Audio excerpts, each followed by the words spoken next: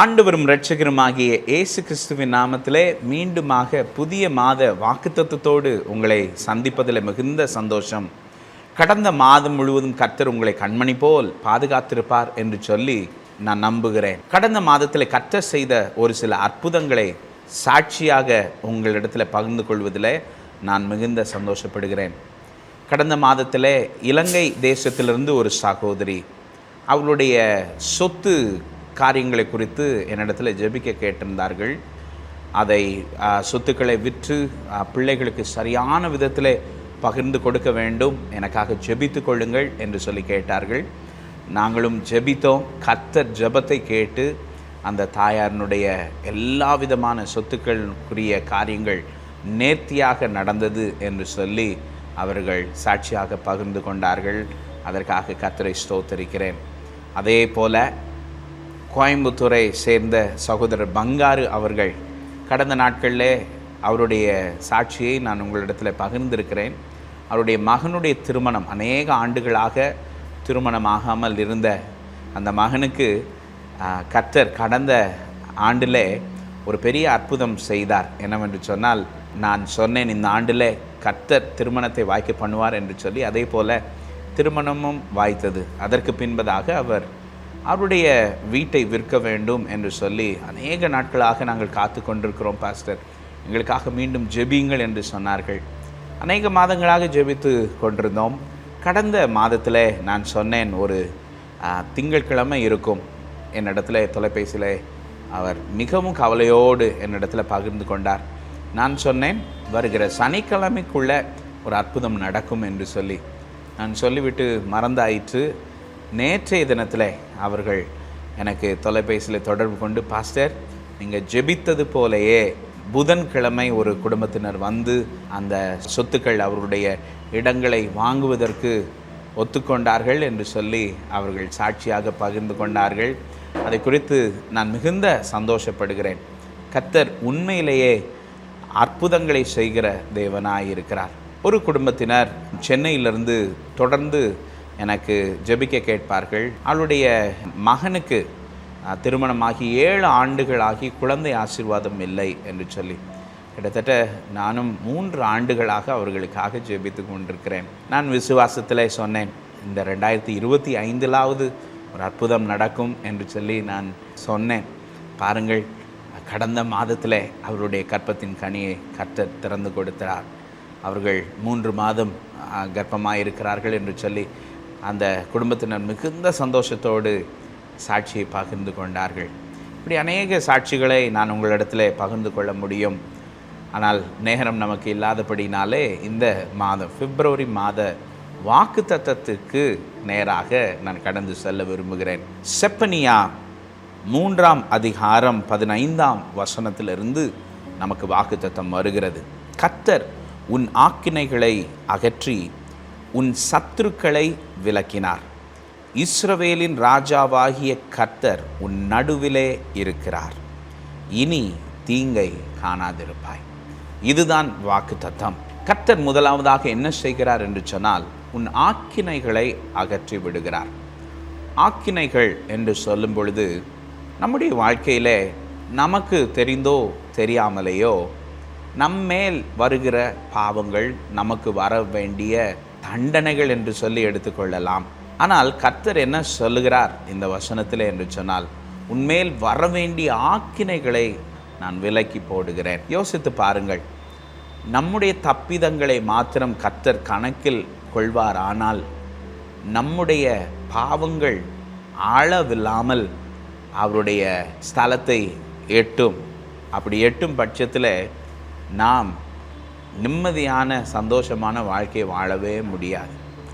அவருடைய அன்பும் இரக்கமும் தான் இன்றைக்கு உங்களையும் என்னையும் ஜீவனோடு வைத்திருக்கிறது என்று சொல்லி நான் தைரியமாக சாட்சியாக சொல்ல முடியும்.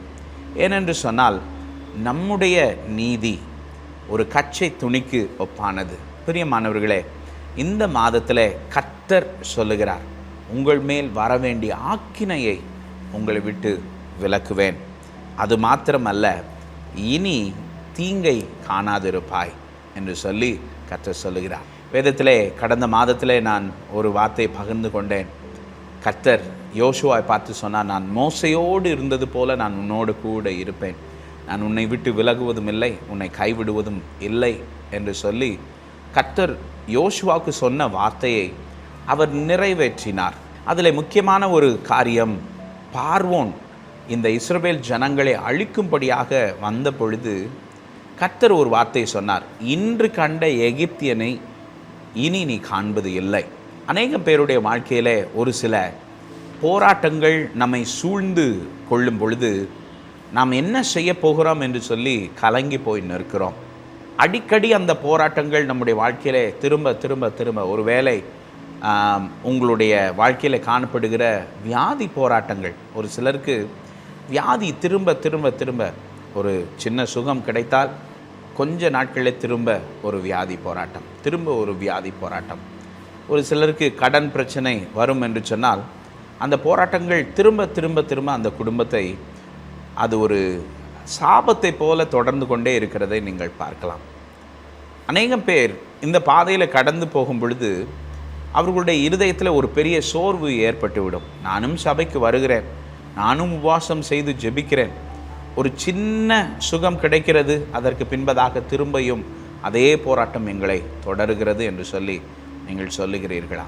பிரியமானவர்களே, வேத வசனம் சொல்லுகிறது, இன்று கண்ட எகிப்தியனை நீ இனி காண்பதில்லை. அப்படி என்று சொன்னால் இன்று காண்கின்ற போராட்டம் இனி நீங்கள் காண்பது இல்லை என்று சொல்லி கர்த்தர் உங்களுடைய தலைமுறை சாபத்தை ஆசீர்வாதமாக இந்த பிப்ரவரி மாதத்திலே மாற்ற முடியும்.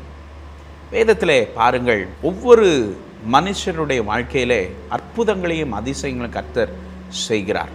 அவர்கள் மேல் இருந்த அடிமைத்தனத்தின் ஆவிகளை கூட கர்த்தர் மாற்றி அதிகாரத்தின் ஆவியாக மாற்றினார். யாருக்கு என்று சொன்னால் யோசேப்பு.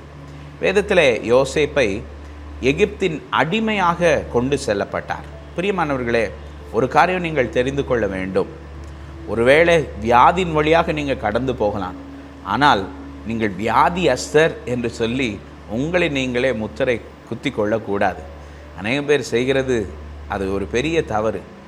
எனக்கு வியாதி வந்துடும், ஜனவரி ஆயிடுச்சுன்னா சளி பிடிச்சிடும், ஜனவரி ஆயிடுச்சுன்னா எனக்கு காய்ச்சல் வந்துடும் என்று சொல்லி ஒரு சிலர் அதை தீர்க்க தரிசனமாகவே சொல்லுகிறதை நான் பார்த்துருக்கிறேன். பிரியமானவர்களே, வியாதியை குறித்து மேன்மை பாராட்டக்கூடாது, வேத வசனத்தை மேன்மை பாராட்ட வேண்டும். இனி தீங்கை காண்பது இல்லை என்று சொல்லி வேதம் சொல்லுகிறது. நீங்கள் யோசிக்கலாம், இதுவரையிலையும் இப்படி அநேக வார்த்தையை சொல்லியிருக்கிறேனே. இல்லை, இந்த மாதத்தில் ஒரு விசுவாசத்தோடு, ஒரு நம்பிக்கையோடு நீங்கள் இதை சொல்ல வேண்டும். இனி நான் தீங்கை காண்பது இல்லை என்று சொல்லி, இனி எங்களுடைய குடும்பம் குறைவை காண்பதில்லை, இனி நான் கடன் போராட்டத்தில் உழன்று திரிய வேண்டிய அவசியம் இல்லை என்று சொல்லி நீங்கள் தீர்மானிக்க வேண்டியது அவசியம். நான் அடிக்கடி என்னுடைய குடும்பத்தை குறித்து நான் உங்களுக்கு சாட்சியாக சொல்வது உண்டு. நாங்கள் 9 பிள்ளைகள். எங்களுடைய ஆரம்ப நாட்களிலே எங்களுக்கு தட்டில் சாப்பாடு கிடைச்சாலே அவ்வளோ பெரிய சந்தோஷம். ஆனால் கர்த்தர் எங்களுடைய சூழ்நிலை, குடும்ப சூழ்நிலையை மாற்றினார்.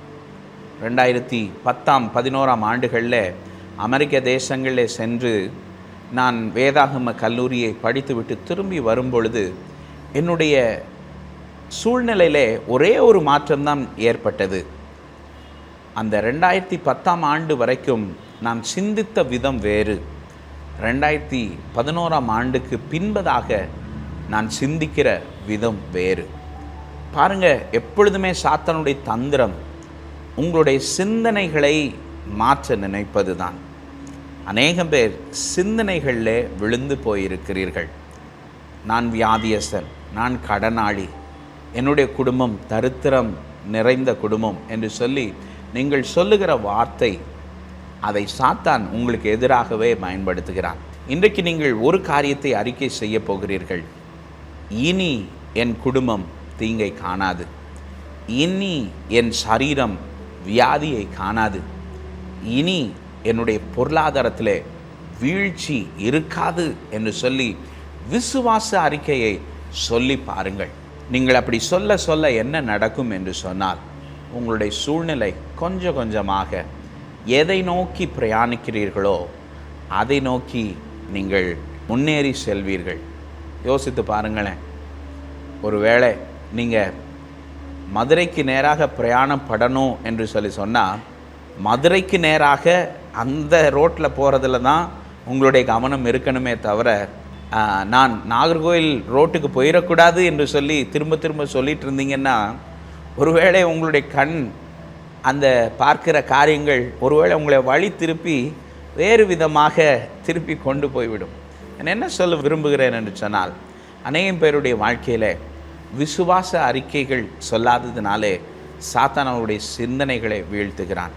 இந்த வேத வசனத்தில் விசேஷம் என்னவென்று சொன்னால், உன் சத்துருக்களை விலக்கினார் என்று சொல்லியிருக்கிறது.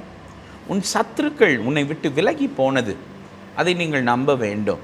பாருங்கள், யோசேப்பினுடைய சகோதரர்கள் அவனை குழியிலே தள்ளினாலும் யோசேப்புக்குள்ளே ஒரு முறுமுறுப்பின் ஆவி இருக்கவே இல்லை.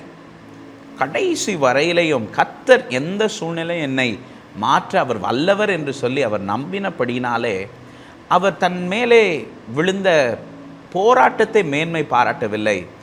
எந்த சூழ்நிலையிலும் கர்த்தரை நோக்கி பார்த்தார். ஆமென். வேதத்திலே பவுலும் சீலாமையும் குறித்து சொல்லப்பட்டிருக்கிறது. அவர்களை சிறைச்சாலையில் அடைத்த பொழுது மற்றவர்கள் எல்லாரும் துக்கம் விசாரித்திருப்பார்கள். இன்றைக்கு ஒருவேளை நீங்கள் வியாதியோடு கடன் பிரச்சனையில் இருப்பீர்கள் என்று சொன்னால், ஒரு சில நண்பர்கள் உறவினர்கள் கூட உங்களை விட்டு விலகி போயிருந்திருக்கலாம். இவன்கிட்ட போனால் அவன் என்ன கேட்க போகிறானோ என்று சொல்லி கூட உங்களை அற்பமாக பார்த்திருக்கலாம். பிரியமானவர்களே, நீங்கள் உங்களுடைய இருதயத்தில் ஒரு தீர்மானம் எடுக்க வேண்டும். என்னுடைய வாழ்க்கையில் இனி குறைவுகள் இருப்பது இல்லை. காரணம் என்னவென்று சொன்னால், இந்த வேத வாசனம். இந்த பிப்ரவரி மாதத்தில் கர்த்தர் சொல்லுகிறார், இனி தீங்கை காணாது இருப்பாய்.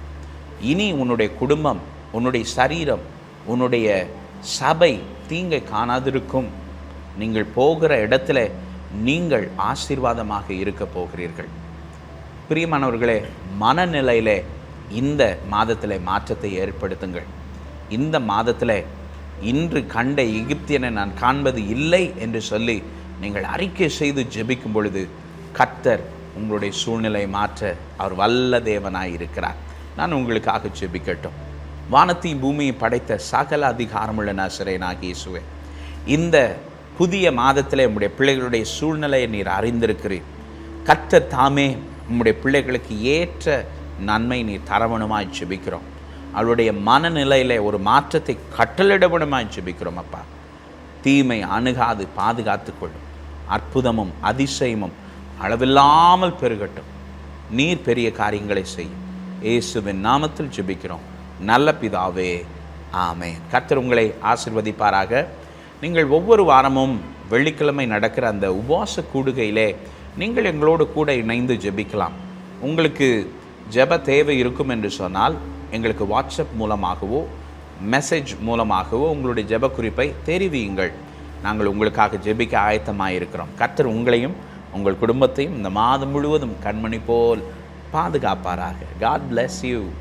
இந்த நிகழ்ச்சி உங்களுக்கு ஆசீர்வாதமாக இருந்திருக்கும் என்று சொல்லி நம்புகிறேன். ஒவ்வொரு வாரமும் உங்களுக்காக நாங்கள் ஜெபித்து கொண்டிருக்கிறோம். உங்களுடைய ஜெபத்தை எங்களுக்கு தொலைபேசி மூலமாகவோ வாட்ஸ்அப் மூலமாகவோ எங்களுக்கு தெரிவிங்கள். நாங்கள் உங்களுக்காக தொடர்ந்து ஜெபிக்கிறோம்.